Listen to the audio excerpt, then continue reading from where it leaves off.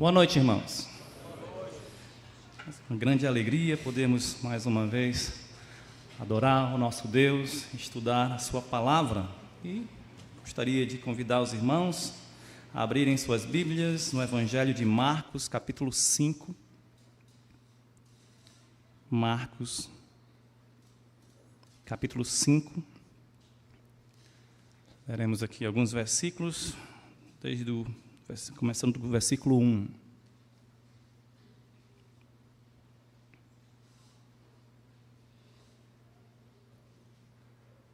Diz assim a palavra de Deus: Entrementes chegaram a outra margem do mar, a terra dos Gerazenos. Ao desembarcar, logo veio dos sepulcros ao seu encontro um homem possesso de espírito imundo, o qual vivia nos sepulcros e nem mesmo com cadeias alguém podia prendê-lo. Porque, tendo sido muitas vezes preso com grilhões e cadeias, as cadeias foram quebradas por ele e os grilhões despedaçados. Ninguém podia subjugá-lo.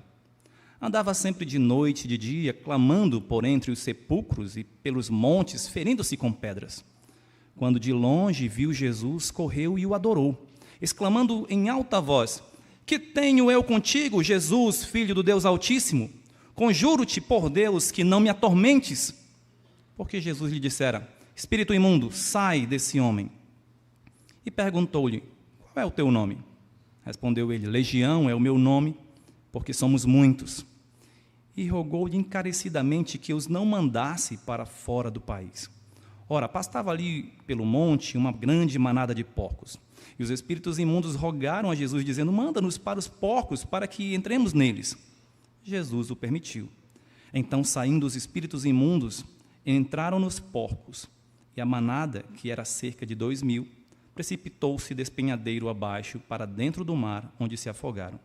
Os porqueiros fugiram e o anunciaram na cidade e pelos campos. Vamos orar. Senhor, nosso bendito Deus e Pai, obrigado pela Tua palavra e peço a Tua direção neste momento, na meditação dela, na exposição, que o Senhor nos dê entendimento, que o Senhor nos dê humildade para compreendermos as lições para as nossas vidas e colocarmos em prática, Senhor, sendo submissos à Tua vontade e à Tua autoridade. Peço em nome de Jesus. Amém. Veja que esse texto começa falando que eles chegaram a outra margem do mar. Aqui falando do mar da Galileia, porque o que aconteceu antes dessa história que foi lida agora nesse momento, vamos tratar, foi quando Jesus atravessa com seus discípulos o mar da Galileia e há aquela tempestade e tudo mais. A narrativa do final do capítulo 4, então, e do capítulo 5 do Evangelho de Marcos poderia bem ser comparada a um filme de terror. Para começar, um grupo de pessoas resolve atravessar de barco um lago no final do dia. De repente, no meio da viagem, surge um terrível temporal a ponto de levar o barco a pique. Os marinheiros estavam desesperados, mas alguém dormia profundamente. Este, ao ser acordado, ordenou ao mar e ao vento que se aquietassem. E assim aconteceu. Tudo ficou calmo, mas o temor dominava os corações de todos naquele barco. Quem é este que até o vento e o mar lhe obedecem? Indagavam. Quando, porém, chegaram a outra margem, outra situação assombrosa os aguardava. Um homem furioso, possesso de espíritos malignos, surge gritando pela praia, totalmente fora de controle. Ele estava nu e vinha de entre os sepulcros onde habitava. O que você faria? Fugiria ou se submeteria àquele que tem autoridade sobre o mar e os ventos? O evangelista Marcos apresenta Cristo aos seus leitores procurando responder a seguinte pergunta: quem é este? Ele é apresentado pelo evangelista como um servo. Não um servo comum daquela época, que seria um escravo, talvez até um mordomo, não. Mas um servo de Deus, um homem de ação, cujo serviço autentica a sua mensagem, ou autenticava a sua mensagem, e cuja vida é um sacrifício em favor de pecadores. Embora tenha relatado, Marcos tenha relatado nos 3 primeiros capítulos do seu evangelho sobre vários milagres que Jesus, lembra, um homem de ação, ele fez muita coisa aqui conforme Marcos, né, bem dinâmico. Então, mesmo ele tendo feito vários milagres, realizando ali maravilhas, e fez várias pregações, ele foi rejeitado pelos líderes religiosos judeus. Então, a partir do capítulo 4, Jesus começa a ensinar por meio de parábolas acerca do reino de Deus. Mas poderia surgir uma pergunta: que tipo de poder será necessário para implantar esse reino de Deus que Jesus está anunciando? Que tipo de poder será necessário para implantar esse reino num mundo tão hostil, num mundo que rejeita esse rei? Marcos responde mostrando, primeiramente, que a autoridade divina se revela através do servo quando ele acalma o temporal, o vento e o mar. A seguir, contrasta o poder e a autoridade de Cristo com a impotência do homem diante das forças espirituais do mal. Jesus tem autoridade sobre as forças naturais, vento, mar, tempestade, e Jesus tem autoridade superior às forças espirituais do mal. Como pecadores, nós devemos nos submeter à autoridade graciosa do Senhor Jesus Cristo. Essa é a nossa lição principal. Nós devemos nos submeter à autoridade graciosa do nosso Senhor Jesus Cristo. E veremos isso por 3 razões.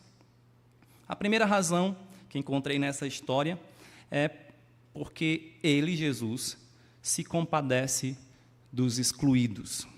Porque Jesus se compadece dos excluídos, então devemos nos submeter à sua autoridade.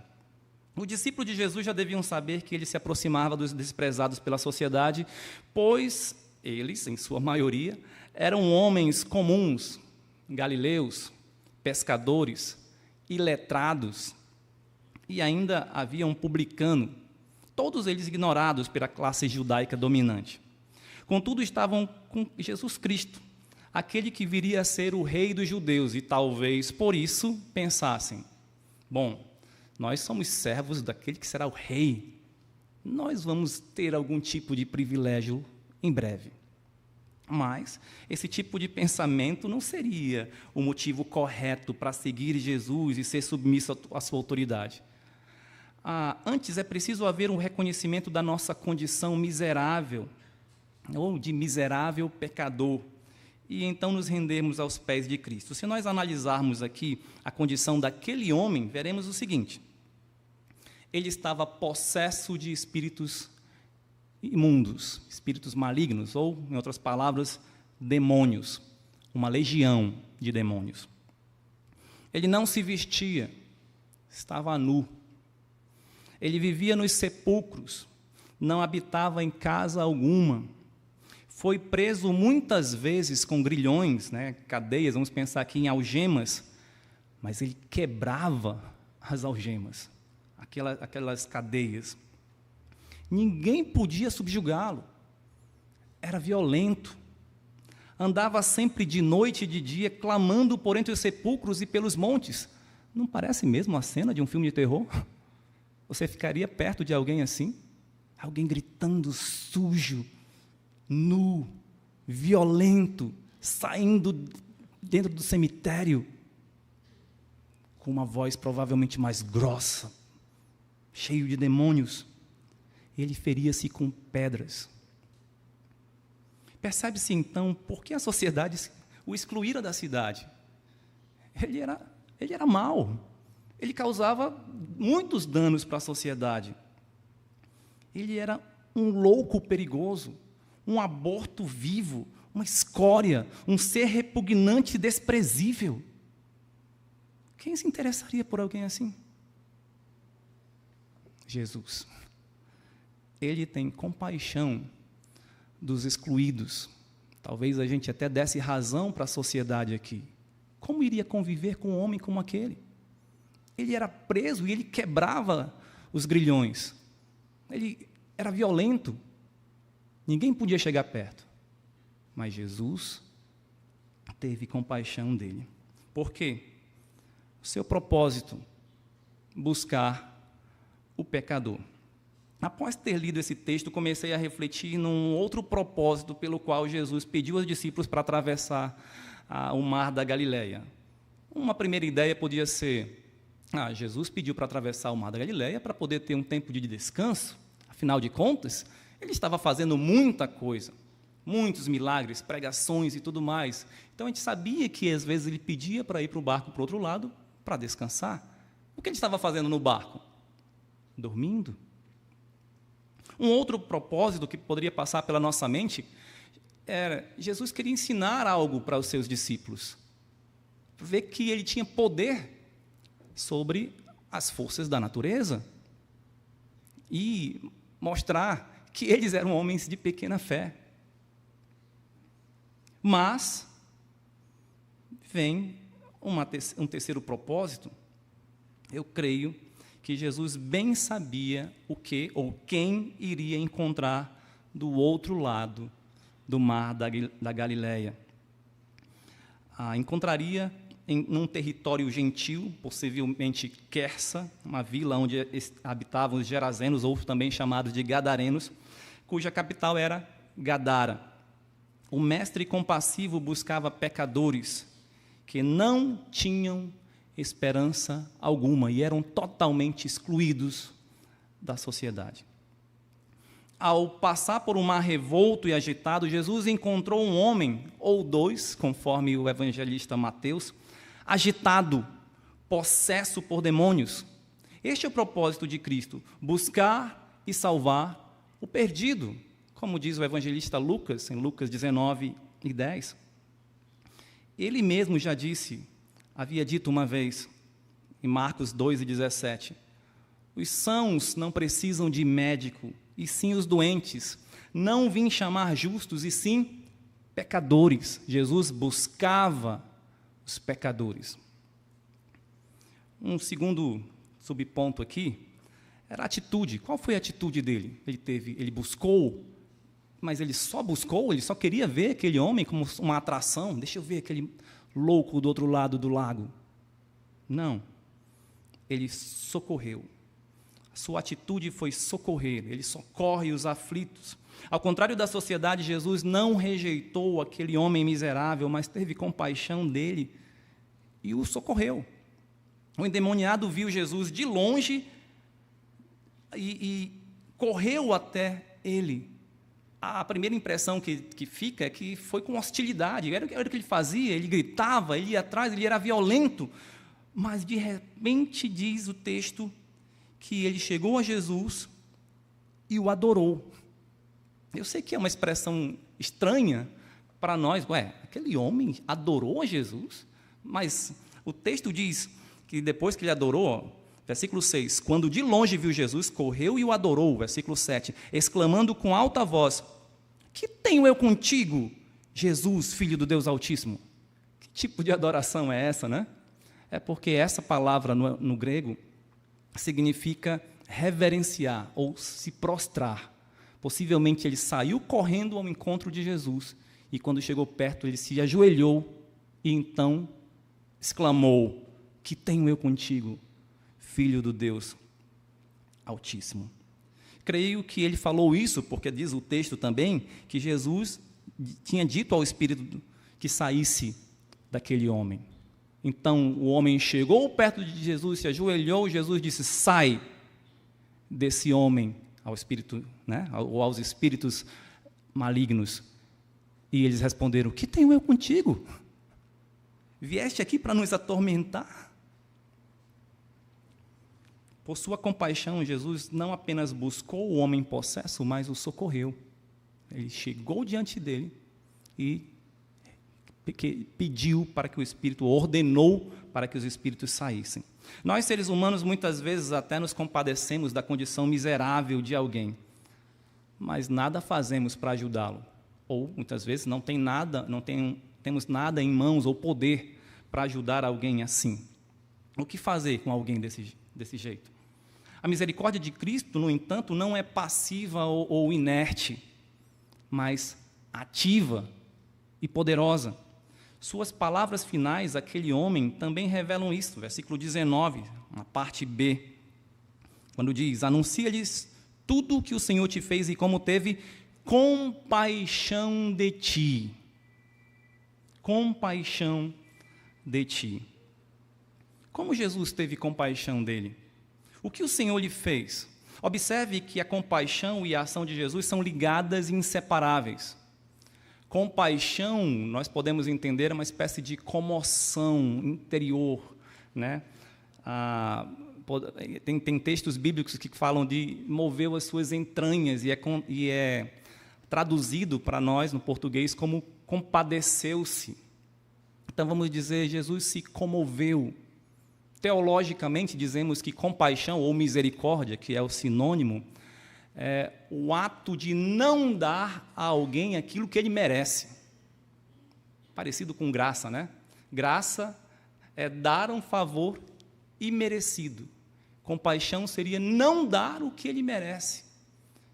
Jesus, movido de íntima compaixão, não queria que aquele homem permanecesse naquela condição que, de fato, como pecador, ele merecia.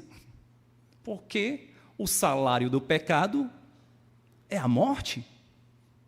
Todos os pecadores merecem uma situação como essa. Mas Jesus não queria que aquele homem permanecesse daquela forma.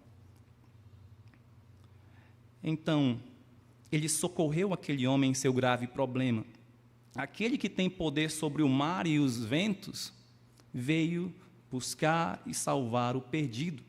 Ele já havia protegido os seus discípulos no barco da fúria do mar da Galileia e dos ventos tempestuosos. Será que não teria ainda mais compaixão de um homem que estava atormentado pela fúria de um exército de demônios, não tendo controle sobre si mesmo?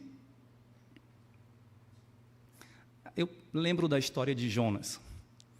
Jonas foi convocado por Deus para pregar aos ninivitas. Ele não queria ir, mas os irmãos conhecem a história. Ele teve que ir, foi, pregou e ficou lá fora da cidade esperando. Deus teve compaixão de Jonas e fez crescer uma planta que fez sombra a ele. E depois Deus mandou um verme que matou a planta e Jonas pediu para si a morte. E Deus falou para Jonas: você não tem compaixão da grande cidade de Nínive, com mais de 120 mil pessoas que não sabem discernir a mão direita da esquerda, e você tem compaixão de uma planta que você não fez nada por ela? Jesus teve compaixão dos discípulos no mar da Galileia, e não teria compaixão daquele homem que estava naquela condição tão terrível? Conforme Mateus 9,36, Jesus se compadeceu das multidões, porque estavam aflitas e exaustas, como ovelhas que não têm pastor. Não era uma multidão de endemoniados, era uma multidão de pecadores.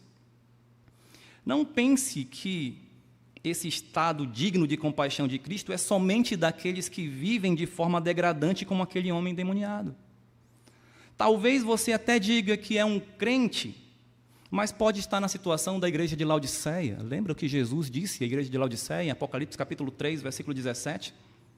Pois dizes, à igreja, estou rico e abastado, e não preciso de coisa alguma. Isso a igreja dizendo. E aí Jesus diz para ela: nem sabes que és infeliz, sim, miserável, pobre, cego e nu. Jesus disse isso para uma igreja. Talvez crentes fora da comunhão com Deus, porque nesse mesmo texto que tem aquele famoso versículo, né, de eis que estou à porta e bato. Se alguém ouvir a minha voz e abrir a porta, entrarei, serei com ele e ele comigo. Jesus está dizendo isso para uma igreja.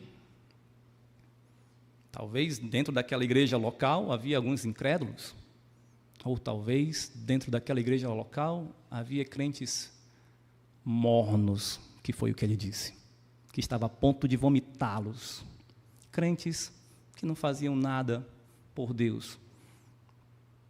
Ou talvez você ainda não tenha crido em Jesus Cristo verdadeiramente como seu Salvador. Vive uma vida aparentemente tranquila, mas para Deus, todo aquele que não tem Jesus constitui-se seu inimigo. Inimigo. Para Deus, essas pessoas que não creem em Jesus são rebeldes contra Ele. Para Deus, as pessoas que não creem em Jesus Cristo, espiritualmente estão mortas, ou seja, separadas de Deus, estão perdidas, estão excluídas da glória de Deus. Todos pecaram e destituídos estão da glória de Deus, separados estão da glória de Deus, e carecem da glória de Deus, porque não têm a glória de Deus. Lembra-se de Zaqueu? Era um publicano, era um homem rico, rejeitado sim pelos seus compatriotas como um traidor, mas era um homem próspero. Lembra de Cornélio? Um centurião romano, dizia ser temente a Deus, mas ele ainda não cria em Jesus Cristo. De fato, ele não o conhecia, por isso Deus mandou Pedro para que fosse pregar Jesus Cristo. E só depois que Cornélio ouviu sobre Cristo e creu nele, é que ele recebeu o Espírito Santo, a salvação. Lembra de Nicodemos? Certamente fazia parte do Sinédrio. Um homem conhecedor da lei de Moisés. Foi falar com Jesus à noite. E Jesus disse: você tem que nascer de novo. E ele não entendeu. Todos esses homens prósperos socialmente, mas não tinham salvação. Qual a diferença entre eles e o endemoniado gadareno? Afinal das contas, espiritualmente a condição era a mesma. Estavam sujeitos à condenação eterna. Embora esses três que eu citei aparentemente estivessem em situações privilegiadas, distintas até do gadareno, eles estavam ainda perdidos, excluídos da glória de Deus, necessitando da misericórdia de Deus. Você é misericordioso? Então renda-se aos pés de Cristo, pois nós, como pecadores, estávamos excluídos da sua glória, da glória de Deus, mas Ele, por causa da misericórdia, nos concedeu a salvação. Paulo disse aos Efésios: mas Deus, sendo rico em misericórdia, por causa do grande amor com que nos amou, e estando nós mortos em nossos delitos, nos deu vida juntamente com Cristo, pela graça sois salvos.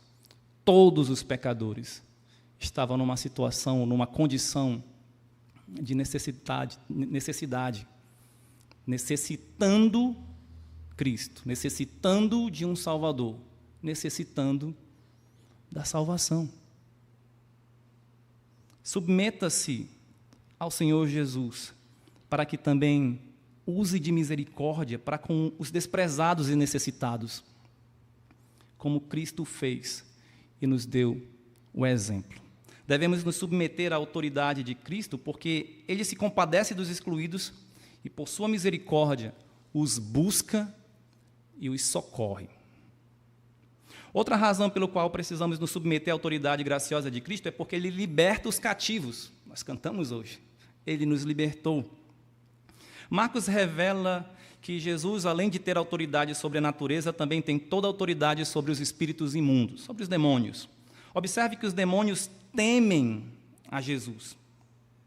Eles o reverenciaram e o chamaram de Filho do Deus Altíssimo. Eles não chegaram xingando Jesus. Lembre, eles temem e tremem diante de Deus. Eles rogaram a Jesus que não os atormentasse, que não os mandasse para o abismo, isso segundo o evangelista Lucas. Esse abismo referindo-se ao lugar de juízo, de tormento para eles. Eles sabem que estão condenados, estão soltos ainda, estavam soltos. Mas eles sabem a sentença final deles, não tem como fugir. Eles pedem permissão para Jesus, eles rogam a Jesus. Cadê o poder dos demônios? Diante de Jesus. Jesus, certa vez, numa sinagoga em Nazaré, leu a passagem do profeta Isaías que diz: o Espírito do Senhor está sobre mim, pelo que me ungiu para evangelizar os pobres, enviou-me para proclamar libertação aos cativos e restauração da vista aos cegos, para pôr em liberdade os oprimidos e apregoar o ano aceitável do Senhor.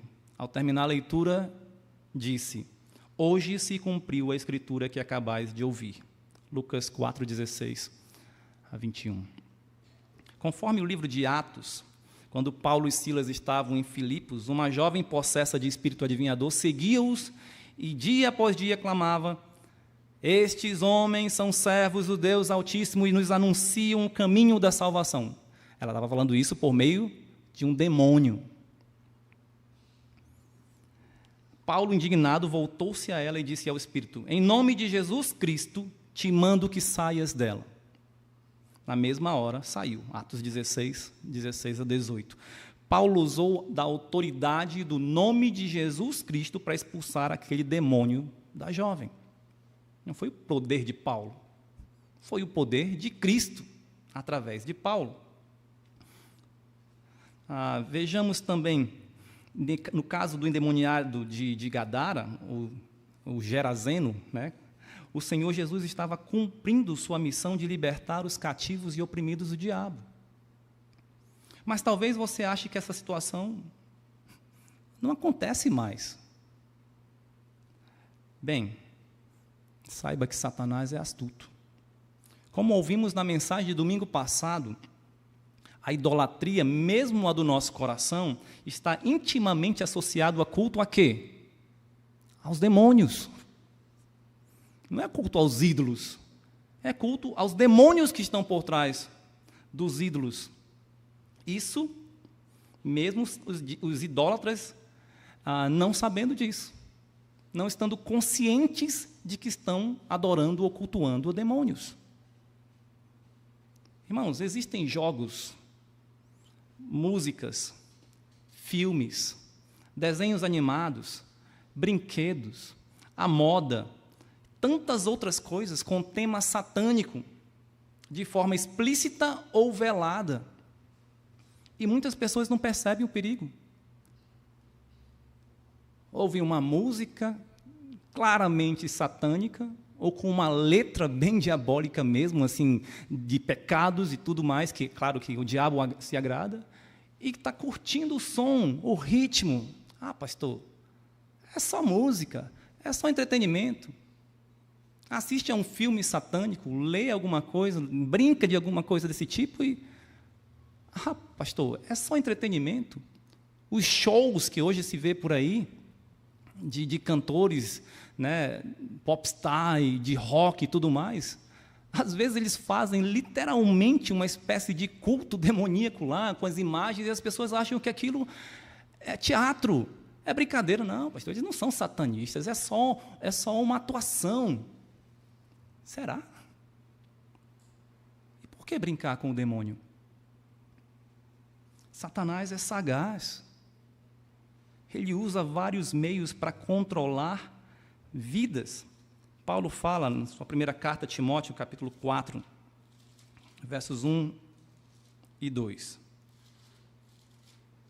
1 Timóteo 4, 1 e 2. O Espírito afirma expressamente que nos últimos tempos alguns apostatarão da fé por obedecerem a espíritos enganadores e a ensinos de demônios. Aí, pela hipocrisia dos que falam mentiras e que têm cauterizada a própria consciência. Então, por que muitas pessoas deixam a fé ou apostatam? Porque ouvem ensinos de demônios. Ah, veio o demônio aqui, se apossou de alguém e começou a ensinar para a pessoa. Não, é os ensinos dessas doutrinas falsas, do mundanismo, do pós-modernismo. Isso é a doutrina de demônios, assim como aqueles ídolos não eram nada, mas por trás deles tinha os demônios. Veja 2 Coríntios 4:4.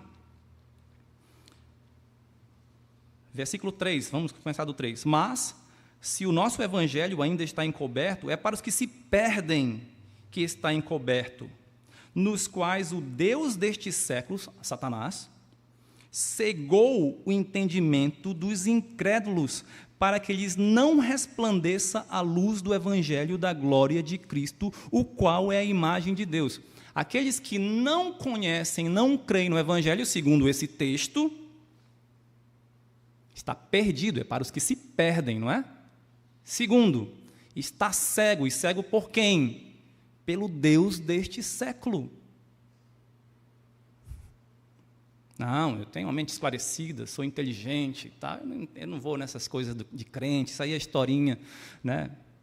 É o que o diabo está fazendo você pensar. Eu não preciso de Deus, eu não preciso de salvação, é o que o diabo está fazendo você pensar.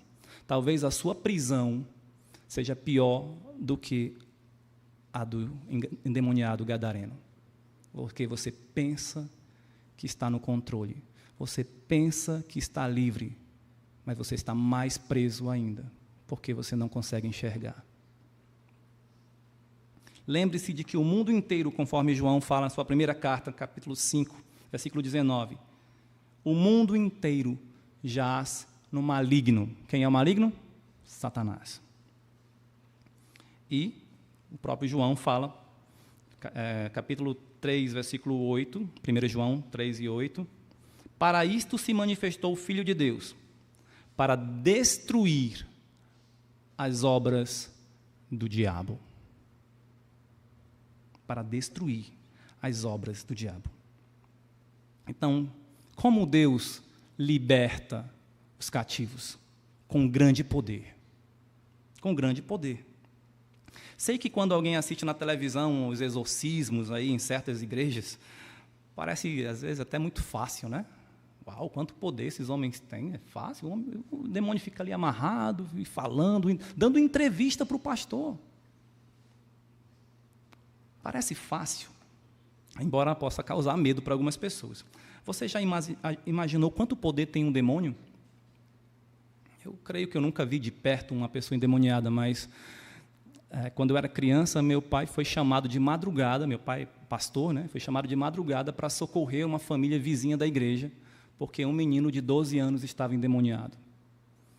Depois ele me disse, a voz do menino era outra, totalmente diferente. E ele tinha uma força imensa que 10 homens não conseguiam segurá-lo. Eles ficavam num outro quarto, orando, enquanto os parentes e amigos tentavam conter o menino. Veja, quando Jesus ordenou aqui, espírito imundo, sai deste homem, o porta-voz dos demônios rogou-lhe que não atormentasse. Ele teve medo, ele se submeteu. Então o mestre lhe perguntou, qual é o teu nome? Ele respondeu, Legião é o meu nome, porque somos muitos. Alguns comentaristas creem que Jesus fez essa pergunta para que fosse revelada aos seus discípulos e ao homem sua real condição e com quem estavam lidando. Uma legião romana era composta por cerca de 6.000 soldados. Era um grupo de guerra mais poderoso do mundo naquela época. Imagina um exército de milhares de demônios dentro de um homem. Que grande potência para a destruição. Por isso que ele estava afastado da cidade. O evangelista relata que nem mesmo com cadeias alguém podia prender o endemoniado, pois já havia sido preso muitas vezes com grilhões e cadeias, as quais foram quebradas e despedaçadas. Ninguém podia subjugá-lo. Apesar de não poder ser preso pelos homens, estava preso pelo diabo, que só vem para roubar, matar e destruir. Só alguém mais poderoso podia livrá-lo. Jesus, o Filho do Deus Altíssimo. Veja o que Jesus diz em Marcos 3:27. Ali, quando ele foi acusado de que ele expulsava demônios pelo poder de Belzebu, o maioral dos demônios. E aí, veja, no versículo 26, Jesus responde: se, pois, Satanás se levantou contra si mesmo, está dividido, não pode subsistir, mas perece. Aí, versículo 27, ninguém pode entrar na casa do valente para roubar-lhe os bens sem primeiro amarrá-lo, e só então lhe saqueará a casa. O que Jesus falou, estava se referindo aqui? Ele está dizendo, se Satanás está tirando, expulsando os demônios, é estranho isso. Por que Satanás vai contra o próprio Satanás? Ele falou no versículo anterior. Então ele diz, ninguém entra na casa do homem valente, o homem forte, para roubar-lhe os bens, senão primeiro amarrá-lo. Então ele estava dizendo, para Satanás perder, ele precisa ser subjugado. Satanás aqui é o valente. Alguém para entrar na casa de Satanás e fazer uma bagunça ali, tem que prendê-lo primeiro. Quem foi que prendeu aqui? Jesus. Quem tinha poder para fazer isso com o valente Satanás? Com os demônios? Jesus. Jesus estava expulsando os demônios. Jesus estava entrando na casa de Satanás, dizendo, saiam daí.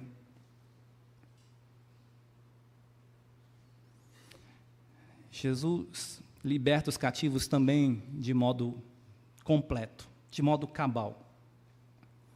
Veja o que diz a partir do versículo 10. Então, rogou-lhe encarecidamente que os não mandasse para fora do país. Ora, pastava ali pelo monte uma grande manada de porcos, e os espíritos imundos rogaram a Jesus, dizendo, manda-nos para os porcos, para que entremos neles. Jesus o permitiu. Então, saindo os espíritos imundos, entraram nos porcos, e a manada, que era cerca de 2.000, precipitou-se do despenhadeiro abaixo para dentro do mar, onde se afogaram. Os porqueiros fugiram e o anunciaram na cidade e pelos campos. Veja então que Jesus atendeu ao pedido dos demônios, permitiu que eles fossem então aos porcos. Os porcos se precipitaram do despenhadeiro abaixo e se afogaram, e os porqueiros ficaram com medo e fugiram. Por quê? Por que Jesus permitiu que isso acontecesse? Tem uma resposta interessante, uma explicação interessante de um comentarista chamado Wisby.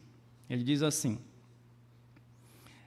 em primeiro lugar, com isso Jesus provou aos espectadores que o milagre da libertação havia realmente ocorrido. Ou seja, eles visivelmente, eles dava para perceber aquilo. Os demônios saíram e foram para os porcos. A destruição dos porcos também garantiu ao homem que os espíritos imundos o haviam deixado. Mais importante do que isso, porém, o afogamento de 2.000 porcos foi uma lição prática muito vívida para a multidão que rejeitava a Cristo, mostrando que, para Satanás, um porco tem o mesmo valor que um homem. Na verdade, Satanás transforma um homem num porco. Jesus estava advertindo os cidadãos contra o poder do pecado e de Satanás. Foi um sermão dramático e explícito. O salário do pecado é a morte. Marcos relata que aqueles que presenciaram os fatos contaram aos moradores da região o que acontecera ao endemoniado acerca dos porcos. Vamos continuar lendo aqui. Então saiu o povo para ver o que sucedera. Versículo 15. Indo ter com Jesus, viram o endemoniado, o que tivera a legião, assentado, vestido em perfeito juízo, e temeram. Os que haviam presenciado os fatos contaram-lhes o que acontecera ao endemoniado e acerca dos porcos. Então, veja lá. Lucas diz que eles contaram como fora salvo o endemoniado. Lucas 8:36. O fato é que o que ocorreu aos porcos ilustrou claramente a todos que os demônios saíram daquele homem e ele foi salvo. A libertação que Cristo lhe deu foi completa. Ele liberta os cativos de forma completa. Nenhum espírito imundo poderia mais dominar aquele pobre homem. Ele se submeteu à autoridade graciosa do Senhor Jesus Cristo. Ele estava protegido agora por Cristo. João, em sua primeira carta, 1 João 5,18 fala assim: sabemos que todo aquele que é nascido de Deus não vive em pecado, antes, aquele que nasceu de Deus o guarda, ou seja, Jesus o guarda, e o maligno não lhe toca. Jesus protege aquele que é seu agora, que é sua propriedade, aquele que foi salvo por ele. Portanto, não ocorreria o que normalmente acontece nos finais dos filmes de terror. O que acontece no final de filme de terror? O mal sempre reaparece. Tem um monstro ali no final. O assassino não morreu. Porém, na vida real, sem Cristo, o mal pode retornar mesmo. Mas com Cristo, você é protegido. Há alguns anos eu assisti uma reportagem que falava sobre as mães do crack. Não eram mães de crack de futebol, tá? Mães do crack, usavam a droga crack, a droga da morte. Tiveram filhos em meio ao vício. Elas chegaram a uma condição degradante na vida, mas receberam a ajuda do governo ou de alguma instituição de caridade para lutarem contra o vício. Porém, muitas delas voltaram ao estado de viciada de novo. Sem Cristo, elas não estão totalmente libertas.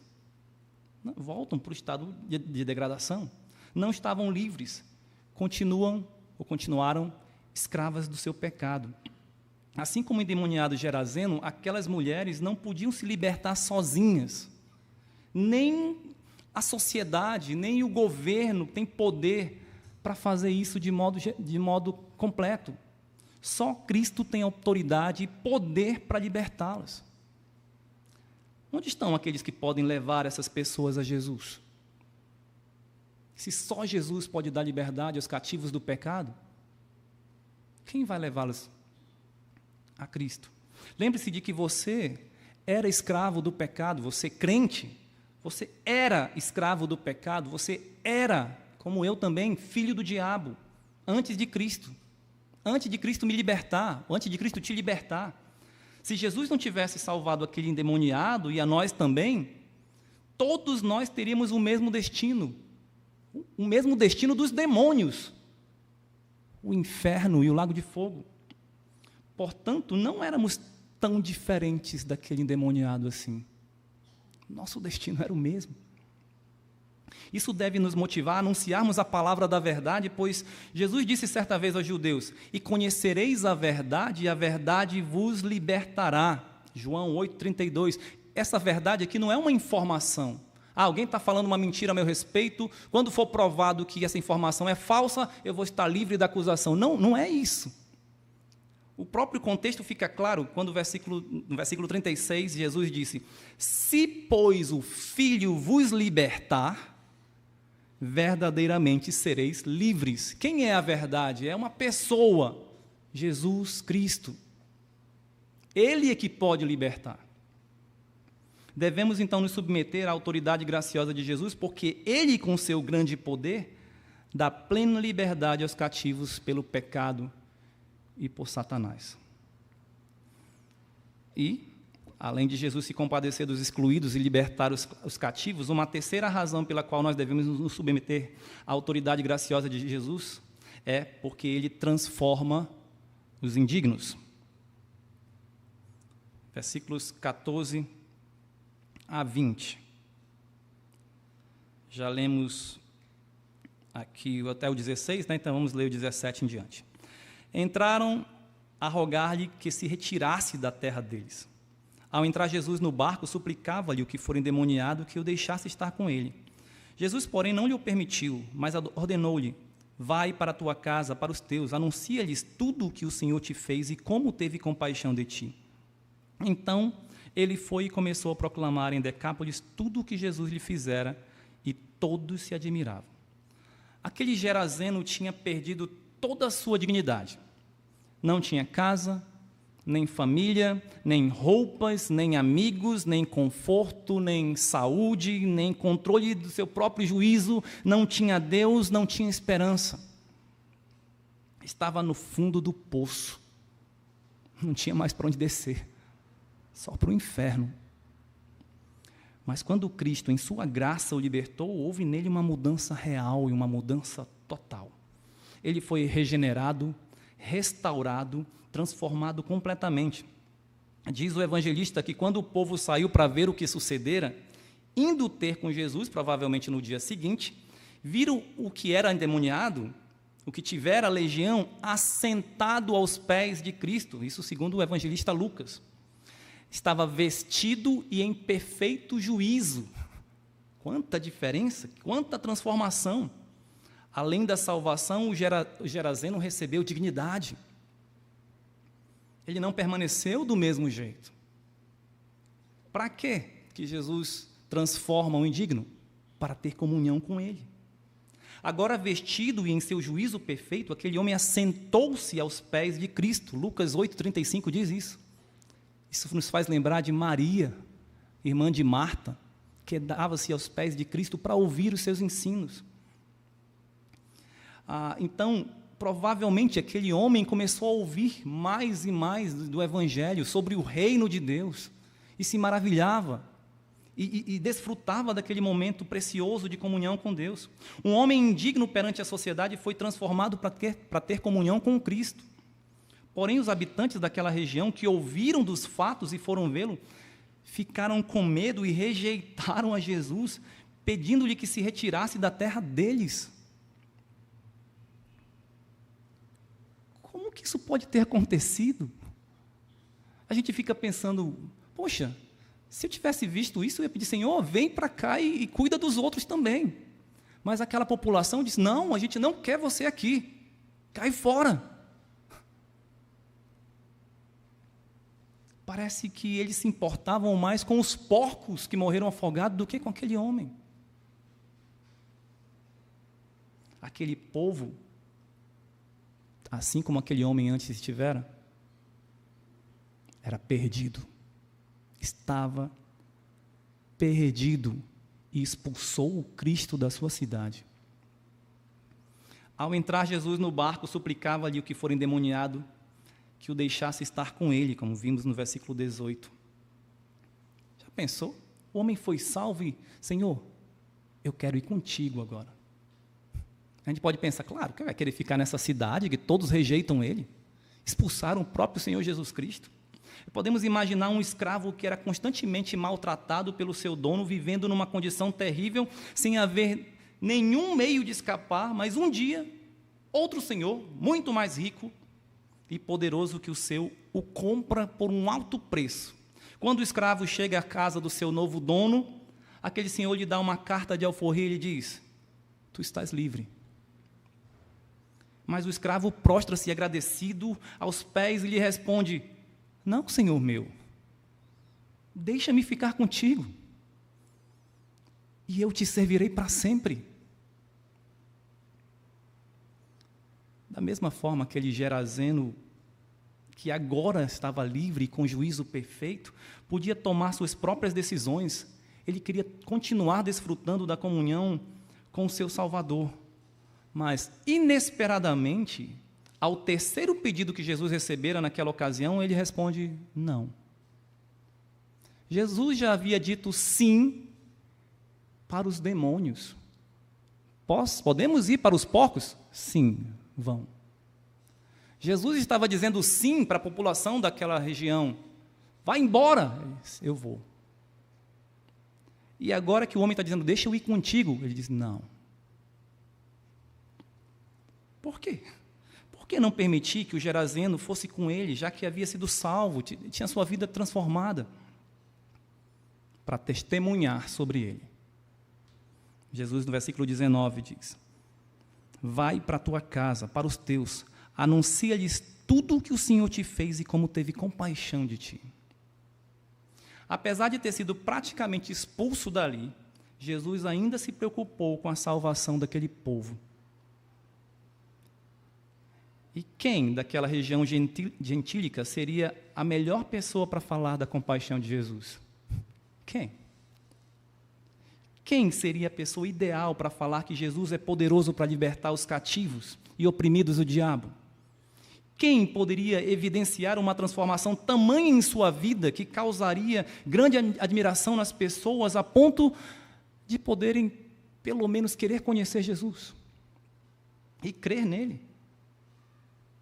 E aí o versículo 20, então ele, o ex-endemoniado, foi e começou a proclamar em Decápolis tudo o que Deus lhe fizera, e todos se admiravam.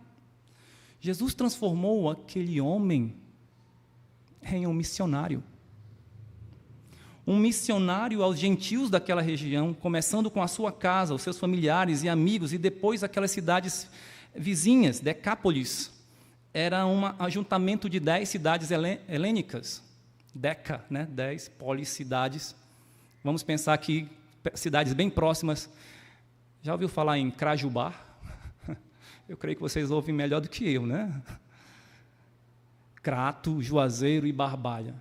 É como se fosse Trípolis.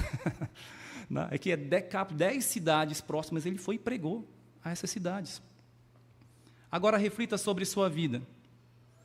Você foi verdadeiramente regenerado por Cristo? Então, saiba, você foi regenerado para ter comunhão com Ele.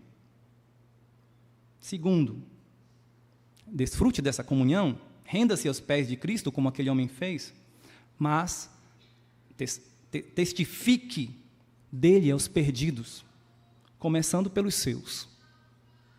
Devemos nos submeter à autoridade graciosa de Jesus, porque Ele transforma os indignos em suas testemunhas. Nós somos testemunhas de Cristo, nós, os que fomos salvos. Enfim, os discípulos de Jesus se submeteram a Ele e atravessaram o mar da Galileia. O mar e os ventos tempestuosos se submeteram à autoridade do Senhor e se acalmaram. Até os demônios se sujeitaram ao senhorio de Cristo e saíram daquele homem. O que for endemoniado, quando liberto, assentou-se aos pés de Jesus e ainda cumpriu a missão dada pelo Mestre de anunciar aos outros o que o Senhor lhe tinha feito. Mas muitos que viram ou ouviram do que Jesus fizera ao que for endemoniado não quiseram se render à autoridade de Cristo. E você? O que irá fazer? Saiba que o diabo, o nosso adversário, anda em derredor como um leão que ruge buscando alguém para devorar. 1 Pedro 5:8. Por isso Pedro fala: sejamos sóbrios e vigilantes. Tiago também nos exorta: sujeitai-vos, portanto, a Deus, mas resisti ao diabo e ele fugirá de vós. Tiago 4:7. Vimos no texto de Marcos que a condição do homem sem Deus é de total exclusão, escravidão e indignidade, uma vida fora de controle ou dominada por Satanás. Portanto, vale a pena nos submetermos à autoridade graciosa de Cristo, pois Ele é misericordioso para com os excluídos, poderoso para libertar os cativos e para transformar os indignos em suas testemunhas. Se você é um crente em Jesus Cristo, considere todas essas coisas e viva melhor o Evangelho. Seja uma testemunha de Cristo atuante. Se você ainda não é um crente em Jesus Cristo, renda-se aos pés daquele que é o único que pode te salvar da tua situação de condenação eterna. Renda-se a Ele. Creia no Senhor Jesus Cristo, que morreu numa cruz, tomando o peso do nosso pecado, para nos livrar da condenação eterna. Renda-se a Ele e deixe que Ele controle graciosamente a sua vida. Não o diabo, não os demônios, não você mesmo e seus próprios pecados. Renda-se àquele que tem autoridade sobre o mar e o vento, aquele que tem autoridades até sobre as forças espirituais do mal. Renda-se a Cristo. Amém? Vamos orar. Senhor nosso Deus e Pai, nós agradecemos ao Senhor por Jesus Cristo, nosso Salvador, porque estávamos numa situação de perdição total, totalmente impotentes para alcançar a salvação. Mas Cristo, por graça e misericórdia, por grande amor com que nos amou, nos deu vida, estando nós mortos em nossos delitos e pecados. Senhor, ajuda-nos a viver de modo que possamos Te servir com todo o amor, com toda a gratidão, com todo o vigor e fervor por causa dessa grande salvação, por causa de quem Tu és. Ajuda-nos a falar de Cristo e deste amor àqueles que ainda estão perdidos. E que eles venham, Senhor, a crer no Senhor Jesus Cristo. É o que nós pedimos, em nome de Jesus. Amém. Você pode orar silenciosamente enquanto ouvirá um pós-lúdio instrumental. E após o pós-lúdio, nosso culto está encerrado. Que Deus abençoe todos e nos dê uma boa semana.